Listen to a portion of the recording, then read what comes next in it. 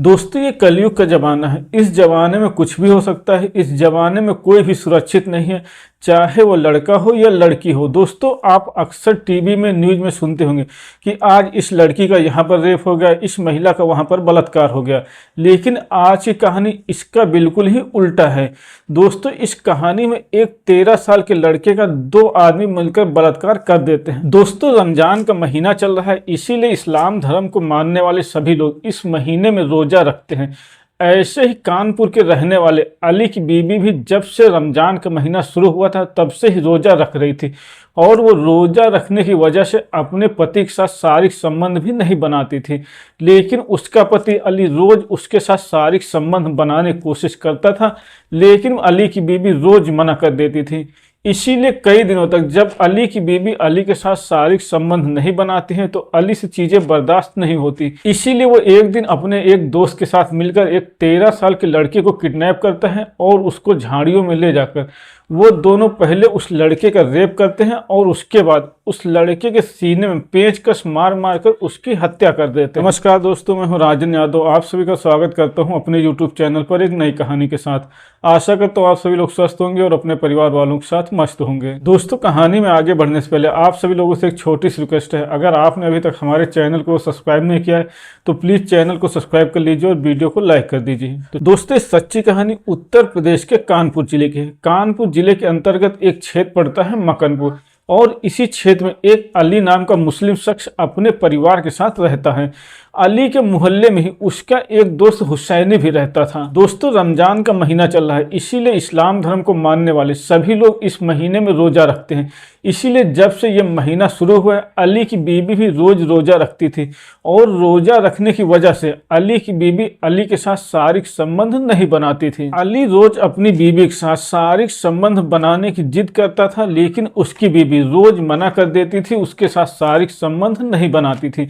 इसी तरह से कई दिन बीत जाते हैं और अली से चीजें बर्दाश्त नहीं होती। इसीलिए एक दिन अली अपने एक दोस्त को बुलाता है और 13 साल के एक लड़के को स्कूल जाते टाइम किडनैप कर लेता है और उसको वहां से किडनैप करने के बाद बाहर कहीं झाड़ियों में ले जाता है और झाड़ियों में उस 13 साल के लड़के को ले जाने के बाद अली और उसका दोस्त दोनों उस लड़के का रेप करते हैं और रेप करने के बाद उस लड़के को सीने में पेंचकस मार मार कर उसकी हत्या कर देते हैं। जब उस 13 साल के लड़के की मौत हो जाती है तो उसकी लाश को एक गहरे कुएं में फेंक देते हैं और उस लड़के का मोबाइल अली अपने पास रख लेता है।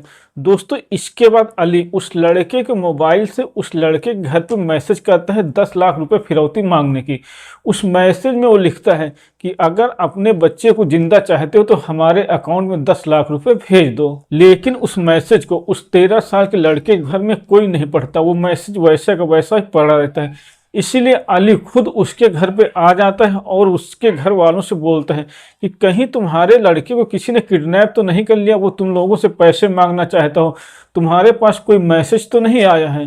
दोस्तों अली की बात इतना सुनते ही उस 13 साल के लड़के का भाई अपने घर का मोबाइल चेक करता है तो उसमें मैसेज आया हुआ था कि अगर अपने लड़के को जिंदा चाहते हो तो हमारे अकाउंट में 10 लाख रुपए भेज दो।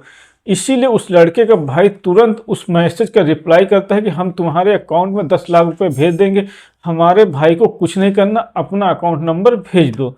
दोस्तों इतना सुनते ही अली वहां से चला जाता है। दोस्तों जब पूरा दिन बीत जाता है वो लड़का नहीं मिलता तो उस लड़के के भाई और पापा पास के पुलिस स्टेशन में जाते हैं और अपने भाई की गुमशुदगी की रिपोर्ट लिखवाते हैं। पुलिस उस लड़के की FIR लिख लेती है और उसको ढूंढने की कोशिश करने लगती है।